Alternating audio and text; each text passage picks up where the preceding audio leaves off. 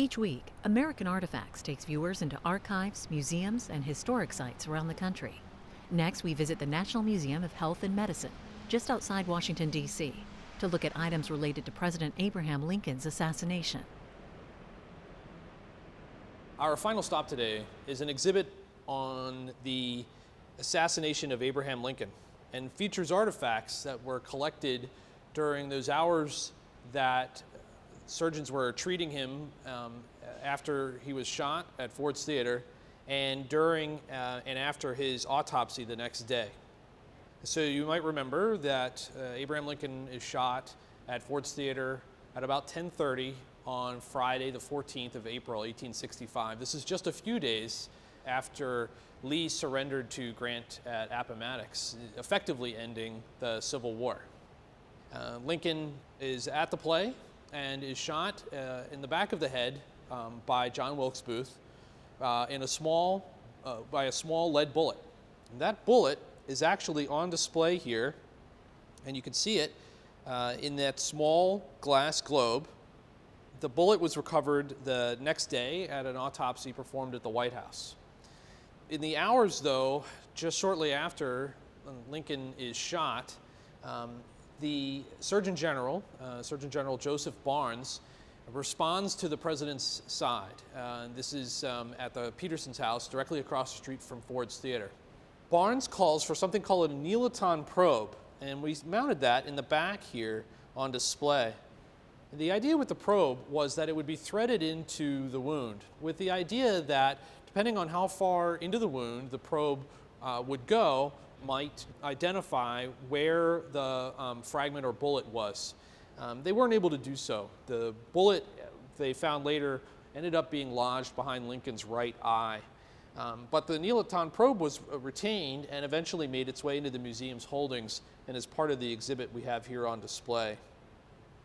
Surgeon General Barnes and Army Medical Museum staff John Woodward and another surgeon named Edward Curtis were at the president's bedside in the hours before he died, which was about 7:22 the next morning, the 15th of April, 1865. It was decided then that a postmortem would be performed very quickly, and the president's body was removed to the White House, and the autopsy itself was performed in a room that today is one of the president's dining rooms on the second floor of the residence. It's during that autopsy that the bullet is recovered.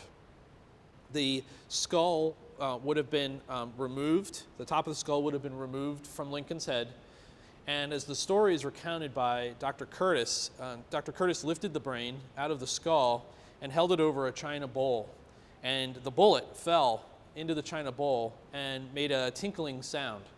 And according to Curtis's notes and the notes of others in the room, there was a pause, a moment of silence, and with that sound of the bullet in the china bowl is really the only sound making any noise at that exact moment.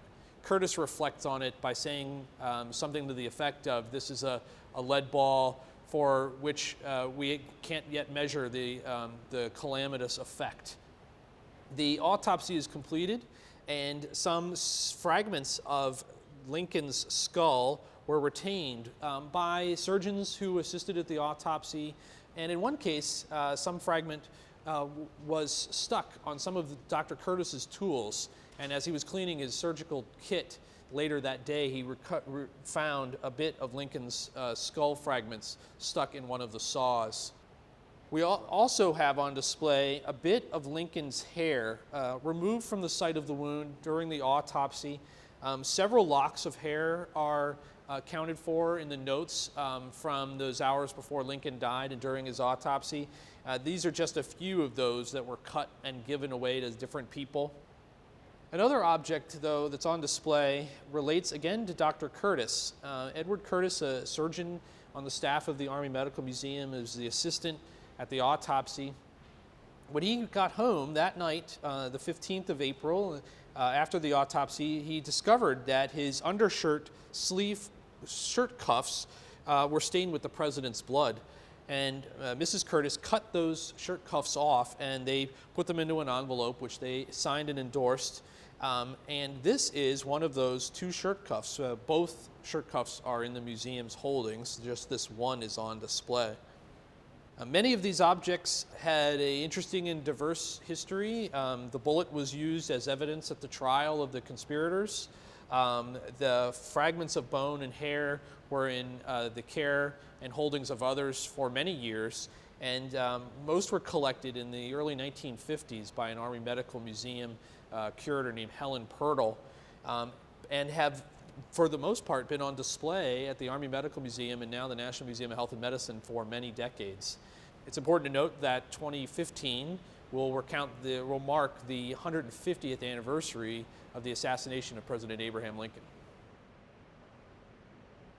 You can watch this or other American Artifacts programs at any time by visiting our website, cspan.org/history.